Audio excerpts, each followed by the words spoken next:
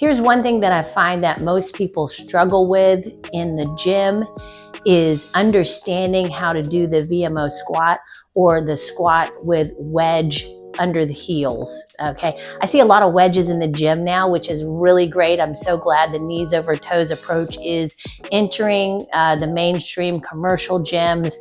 But I think there's confusion around what to actually do with it, how to use it, and how it really benefits your body, right? What we're working here. So I'm gonna give you clarity on that today. I'm gonna help you understand better what we would use the wedge for, what it's particularly working, and how we want to use it. There's some confusion around body placement, where your knees want to be, where your torso wants to be in this squat, because we're coming from learning how to do squats with hips back, which is what you're going to have to do a little bit of when you're on the flat surface. You're going to have to counterbalance that a little bit in the squat. But if your heels are raised, you don't have to do that. You can actually come straight down with a vertical torso and knees over the toes and come down into like a seated, more comfortable seated position, kind of like people do in other cultures where they come down into a squat and they're sitting in that position all day long. It's more of a resting position. And so since we don't have that a lot in our culture, this is very much a motion, a position that people aren't very familiar with and how to do.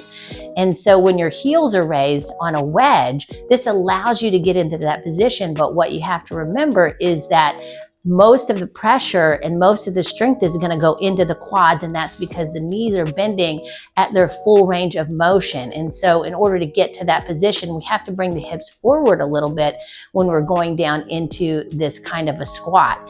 And I'm still seeing sometimes people are pushing hips back. And so what that's doing is that you're not getting a lot of range of motion in the knee. You're not getting a lot of pressure into the quad and into around the tendons and ligaments in the knee to stimulate muscle growth and tendon and ligament strength there.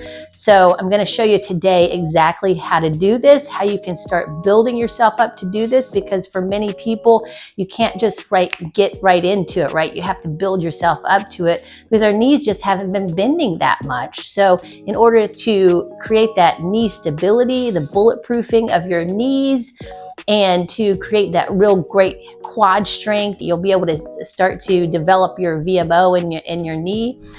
This is going to be the way to do it. So I wanted to give everybody some structure around that today so that you can start to do this yourself in the gym or at home. So the first thing you want to do, you're going to be standing on your slant board. You want to think about keeping the chest up in a vertical position, almost bringing those hips forward and the knees forward over the toes as you descend into the squat.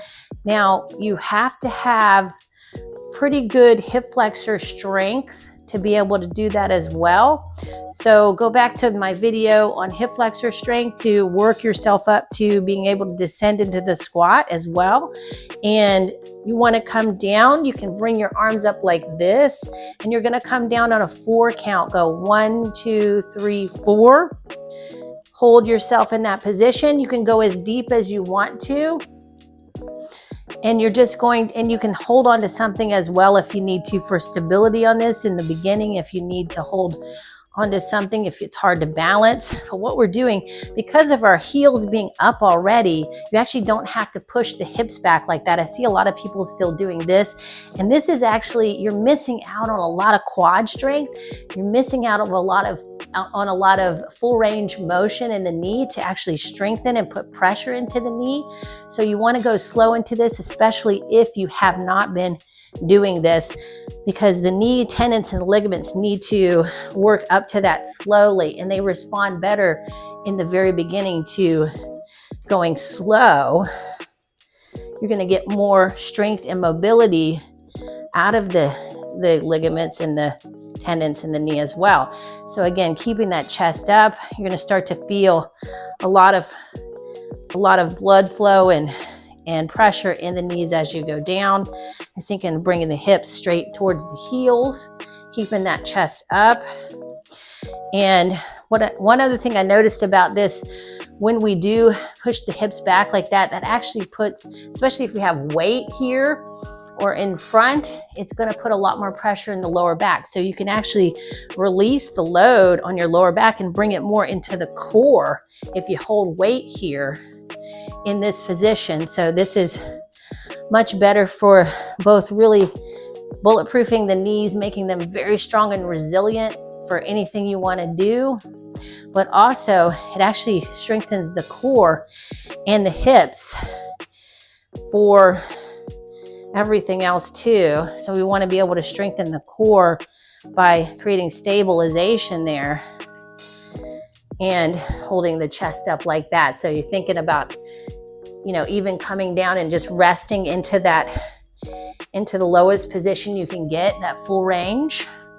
And again, some of us have not also been able, we're not working the full range. So there's like that bottom half that is creating a lot of stability in the hips. It's also working the pelvic floor and all those muscles that run up into the from the hamstring and the inner thigh.